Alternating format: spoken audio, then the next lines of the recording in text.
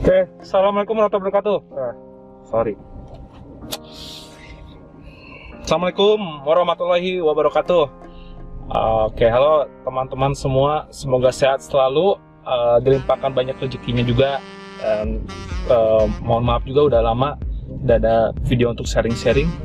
Kali ini kita akan membuat video lagi karena COVID-19 ini dan virus corona, jadi semua kebiasaan dan juga semua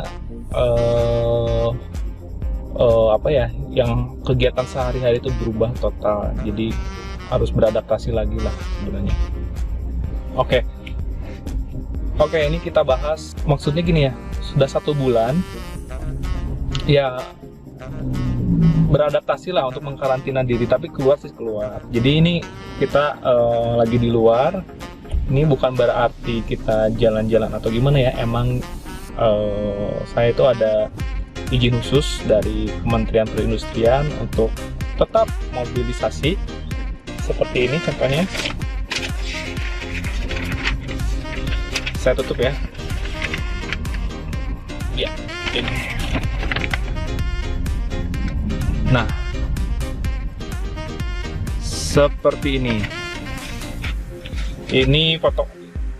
Nah, ini fotokopiannya karena yang aslinya saya simpan, takutnya kebasahan, takutnya rusak atau apa, buat jaga-jaga. Jadi saya dapat izin khusus dari Kementerian Perindustrian untuk mobilitas dengan tujuan untuk selalu mempertahankan roda perekonomian negara. Ya, salah satunya secara tidak langsung untuk membantu roda perekonomian negara juga salah satunya. Jadi masih dapat izin lah. Cuman yang lain-lain nggak tahu nih kenapa di luar masih aja orang banyak yang di luar yang harusnya work from home ataupun harusnya karantina diri sendiri tapi masih di luar. Oke, kali ini saya akan bikin beberapa video untuk sharing-sharing yang bermanfaat ya. Yang pertama, apa sih yang harus kita lakukan di masa seperti ini? Ini adalah masa yang sangat-sangat buruk untuk khususnya untuk ekonomi. Karena apa? Ada virus corona ini atau COVID-19 ini membuat semua mobilitas perekonomian semua menjadi tidak jalan normal, bisa dibilang. Ya sekarang gini, yang harusnya sekarang banyak orang yang bekerja itu kan membutuhkan mobilitasisasi. Jadi nggak semua orang itu bisa bekerja di rumah seperti seperti online shop ataupun internet marketer yang bisa kerjain di rumah gitu. Nggak semua orang seperti itu mobilitasnya. Tapi dengan kejadian seperti ini, seorang internet marketer pun yang sebelumnya biasa kerja di rumah itu terganggu karena konsumennya mereka bukan mayoritas bukan sebagai internet marketer juga, tapi sebagai seseorang yang bekerja di luar di luar rumah gitu seperti biasa. Jadi ya berpengaruh juga daya beli menjadi turun. Jadi ini semua mempengaruhi ke semua lini bisnis maupun yang owner ataupun yang seorang karyawan juga. Karena seorang owner pabriknya tutup, tapi harus tetap gaji karyawan. Jadi pusingnya juga berlipat lah. Untuk karyawan, pabriknya tutup atau kantornya tutup, kerja di rumah. Jadi ya tidak ada yang masih berpenghasilan 50%, ada yang masih digaji juga full. Ya kalian yang masih berpenghasilan ya alhamdulillah, kalian harus syukuri. Karena apa ya, di luar sana banyak sekali yang di PHK, benar-benar di PHK dan benar-benar tidak mendapat penghasilan. Karena di luar sana ya selain owner ataupun karyawan ataupun pengusaha gitu ya, ada di luar sana yang benar dia hidup itu dari hari ke hari gitu. Jadi untuk video kali ini saya akan sharing-sharing tentang tips untuk menjalani pandemik ini, dan mudah-mudahan bisa keluar ya dengan normal kembali, maksudnya keluar dari pandemik seperti ini. Jadi gini, tips-tips yang harus dilakukan, yang pertama gini, untuk orang yang masih punya penghasilan yang masih mempunyai saving cost itu harus bisa reducing cost alias hidup berhemat. Tujuannya adalah kita tidak tahu ini sampai kapan, kita tidak tahu ini hingga kapan, karena tidak ada patokan-patokan yang jelas. Jadi sebisa mungkin yang dulu bisa keluar makan steak, yang dulu bisa keluar jajan sekali makan 200.000 atau 100.000, mungkin kali ini bisa dihemat lah, keluarkan uang hanya untuk bahan makanan pokok saja, alias kebutuhan primer saja seperti bahan makanan dan kebutuhan hidup, listrik, air. Mungkin kalau yang punya internet udah masuk primer ya sekarang ya pulsa mungkinnya udah masuk. Jadi aturlah sedemikian rupa, sehemat mungkin agar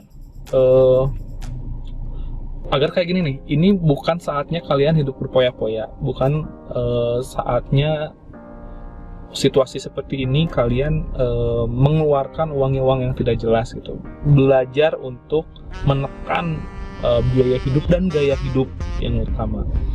Jadi jangan sampai uang kalian itu terkeluar percuma.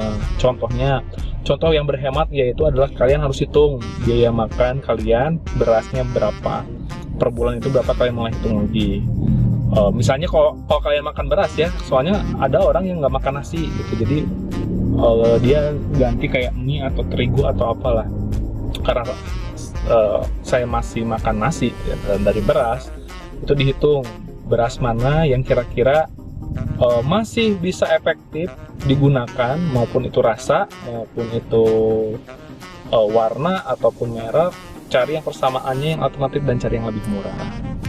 Terus bahan makanan udah mulai diatur, yang biasanya mungkin makan daging diatur per berapa, terus makan sayurnya per berapa gitu. Jadi maksudnya per berapa tuh, mau belanjanya mau seminggu sekali atau berapa hari sekali, itu diatur lagi di list.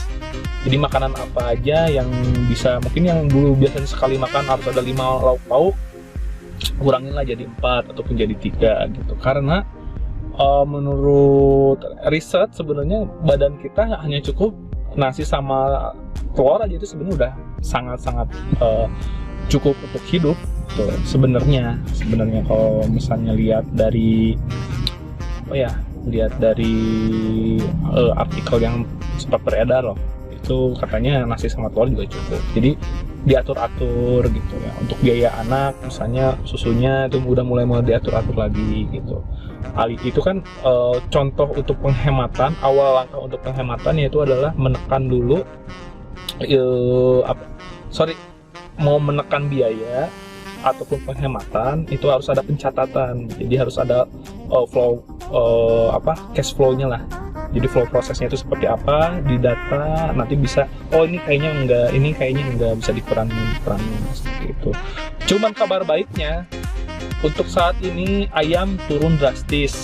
Dulu saya pernah dapat harga 32.000 per kilo, kemarin sempat harga di 14.000 per kilo. Mungkin ini kabar baik buat Anda apabila ingin masih makan daging tapi hemat, harga ayam turun.